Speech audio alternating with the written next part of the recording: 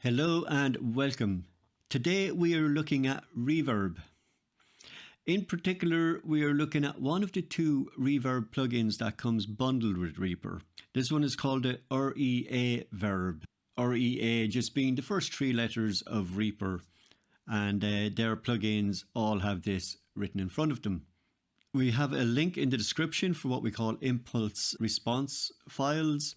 You can think of these as being presets that we're going to use with the ReaVerb. If you want to pause the video and go ahead and download them, please feel free to do so.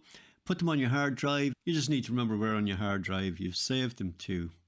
The audio we're using today, you will be familiar with if you're doing the Sound Engineering Level 1 for beginners.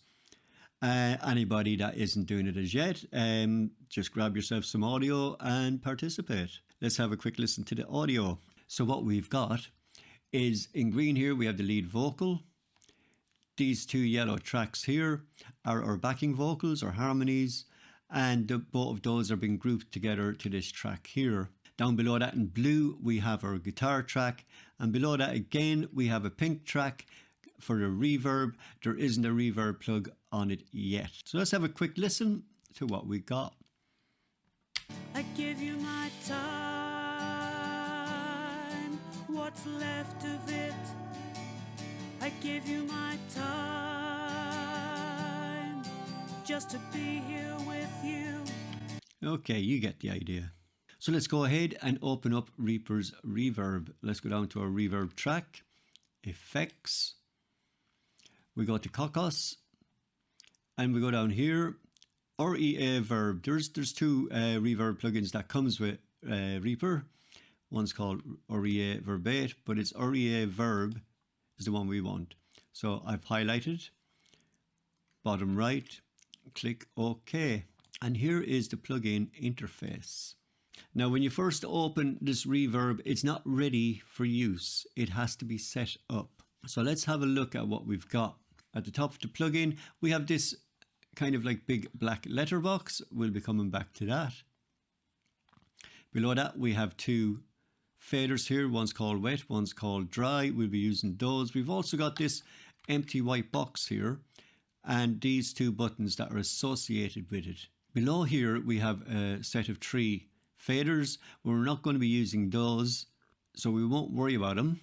And also on the bottom right here, we've some more controls and information. We're not going to be using those either, so no need for us to worry about them. So let's set up this plugin in readiness for use. So wet and dry.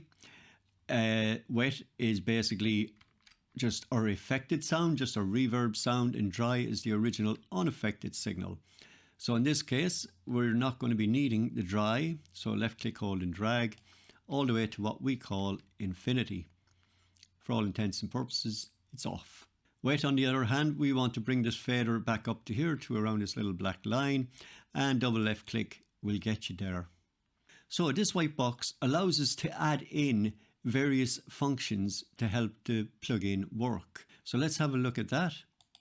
When you click add, you get a choice of 7 different functions. So we're only going to be using 2 of them, but let's have a look at how this thing works. So I'm just going to click on one that we're not going to be actually using. So let's just open Echo Generator.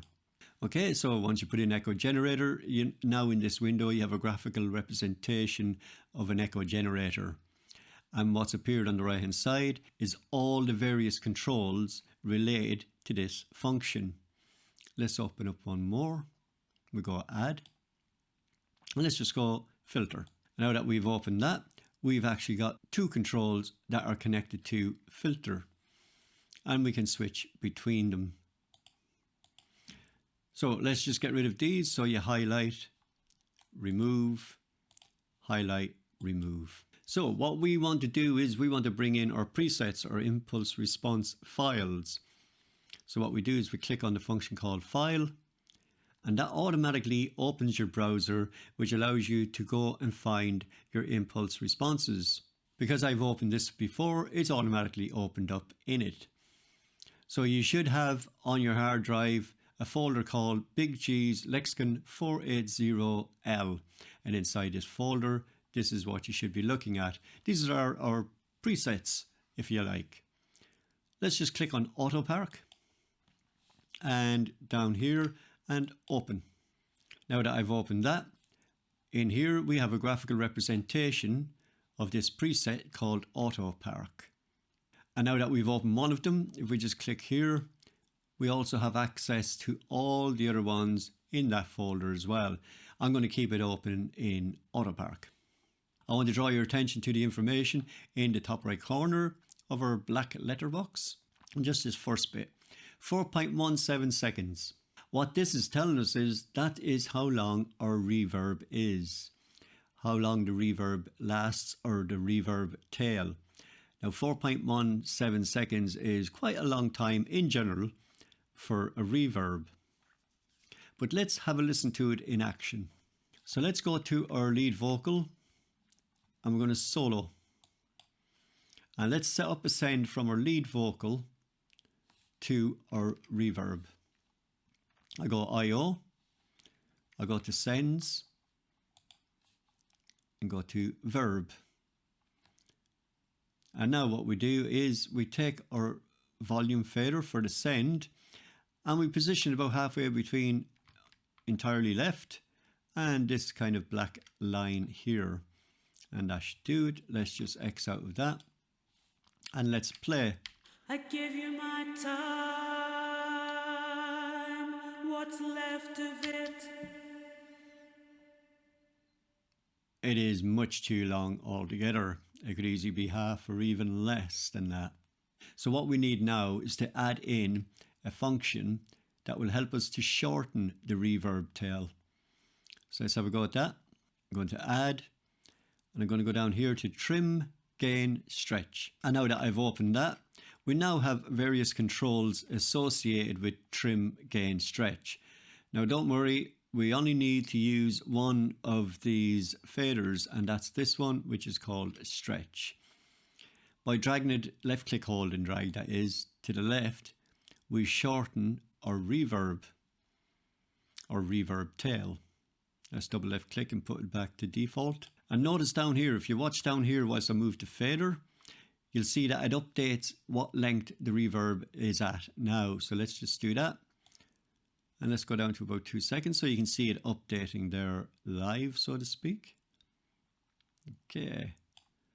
1.91, that's close enough. And it also updates up here as well.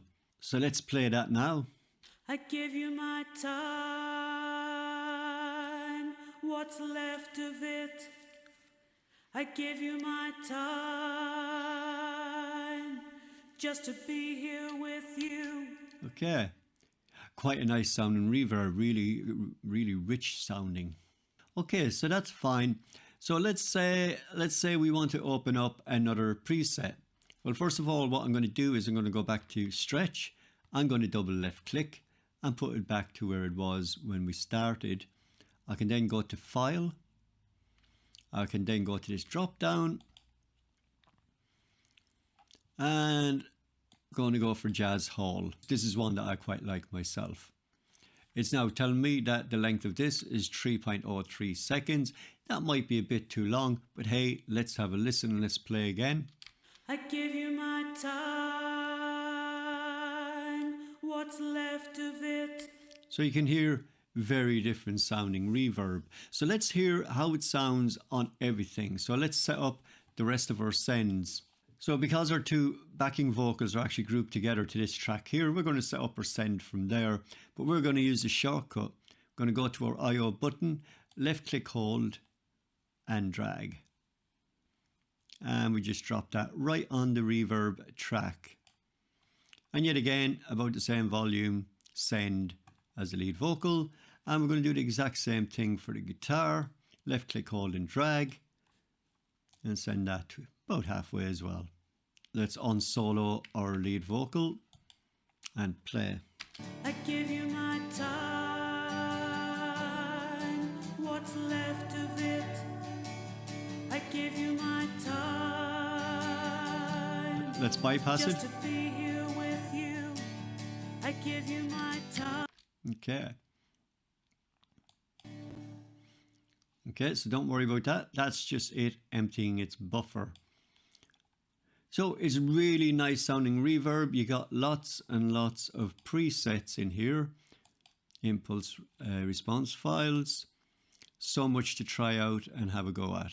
And there you have it. If you enjoyed today's video, please do consider subscribing and give it a good old thumbs up. If you want to be informed of when the next video is coming out, hit the notification bell. I always welcome comments and questions. Please do participate. I'll see you in the next video.